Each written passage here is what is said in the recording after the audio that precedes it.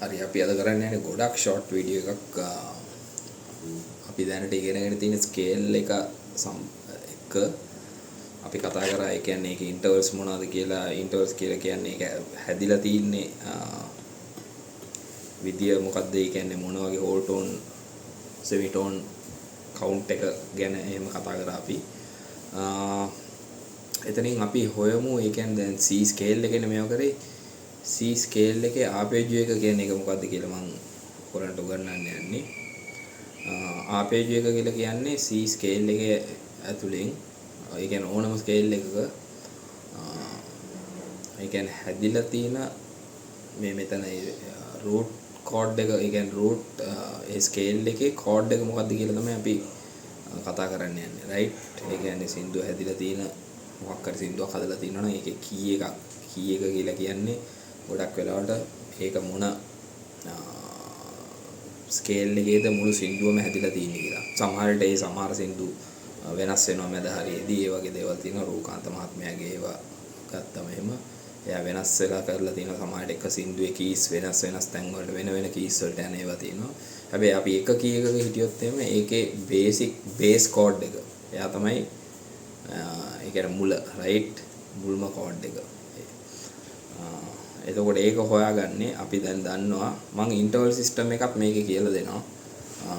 දැන් අපි ස්කේල් එක මොකද්ද කියලා හොයාගත්තනේ. රූට් එක තියෙනවා. ඊට පස්සේ හෝල් ටෝන් එකකට පස්සේ ඊළඟ නෝට් එක තියෙනවා. ඊට පස්සේ තව හෝල් ටෝන් එකක් ගත්තොත් ස්කේල් එකේ මේජර් ස්කේල් එකේ ඊළඟ නෝට් එක එනවා. ඊට පස්සේ සෙමිටෝන් එකකින් තියෙනවා හතරවෙනි නෝට් එක හම්බ වෙනවා.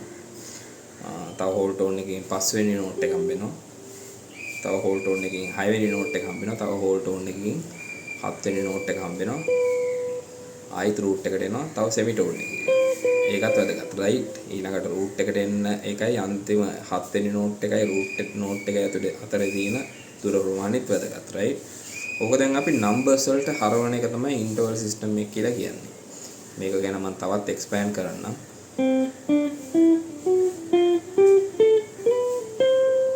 රයිට්. එතකොට මම කරන්නේ ඇත්තටම මේක නම්බර්ස් වලට හරවනවා කියලා. මේක රූට් කියන එක තමයි පළවෙනි නෝට් එක තියන්නේ C එක. එයාට නම්බර් එකක් නැහැ. අපිට එක කියලා කියන්න පුළුවන්. අපේ ඔළුවට දාගන්න පුළුවන් මෙයා එක කියන එක. හැබැයි එයාට සාමාන්‍යයෙන් කතා කරන භාෂාවෙන් කියන්නේ අපි මියුසික් කතා කරන භාෂාවෙන් කියන්නේ රූට් එක කියලා. රයිට්. ඊට පස්සේ තියෙනවා සෙකන්ඩ් එක. රයිට්. අපි හොයාගත්ත සෙකන්ඩ් නෝට් එක තමයි ඒකට කියනවා සෙකන්ඩ් එකක් කියලා. ඊළඟ එක මොකක්ද වෙන්න ඕනේ? තර්ඩ් එකක් වෙන්න ඕනේ. රයිට්. ඊළඟ එක ෆෝර්ත් එකක්, ෆිෆ්ත් එකක්, සික්ස්ත් එකක්, සෙවන්ත් එකක්. ආයිත් රූට් එක. රයිට්. හතකට පස්සේ ආයිත් රූට් එක එන්නේ. එතකොට ආපේජ් එක හොයාගන්නවට කරන්න තියෙන්නේ 1යි 3යි 5යි තමයි ස්කේල් එකේ බේසික්ම රූට් ආපේජ් එක හොයාගන්න තියෙන්නේ. එතකොට මම දන්නවා එක තමයි රූට් එක 3 තර්ඩ් එක කියලා කියන එක. මෙතනදී අපි C ස්කේල් එකේ නම් C එකයි තර්ඩ් එක කියන්නේ E එක පස්වෙනි එක ඇවිල්ලා G එක ඔයක තමයි එතකොට අපිට අවශ්‍ය ආපේජු එක. ඔක දැන් අපි අනිත් කම්පියුටර් දැම්මොත් එමේ ඉතුරු නෝට් එක C එක අරගෙන දැන් මම නෝට් හොයන හැටිත් මම ඕගොල්ලන්ට කියලා දීලා තියෙනවා. එතකොට අනිත් ස්ට්‍රින්ග්ස් වල මේ නෝට් එකම හොයාගත්තොත් රූට් එක තියෙනවා. යට තියෙනවා මොකද E එකක්. අර මෙතන ඉන්න තර්ඩ් එකම තමයි දැන් මෙතනත් ඇවිල්ලා තියෙන්නේ. රයිට්. ඊට පස්සේ පස්වෙනි එක තියෙනවා.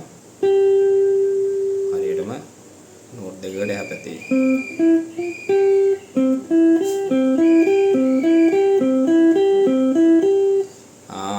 මේක දැන් තවත් තැනකට ගෙනිච්චොත් ඔයාලට මේ නෝට් ටිකම හොයන්න පුළුවන්. දැන් C එක ඔයා මෙතන තියෙන්නේ කියලා දන්නවනම් ඔයා දන්නවා E එක මෙතන තියෙන්නේ. G එක මෙතන තියෙන්නේ. රයිට්. ඔග ගහිනකොට ඔයගලන්ට ඇහෙන්න පුළුවන් සමහරට මේ පරණ බයිර සින්දුවල බේස් පැටර්න් එක මේක තමයි කියලා. ඒක තමයි ඒ කියන්නේ එයා ආපේජ් එකක් තමයි ගහන්නේ.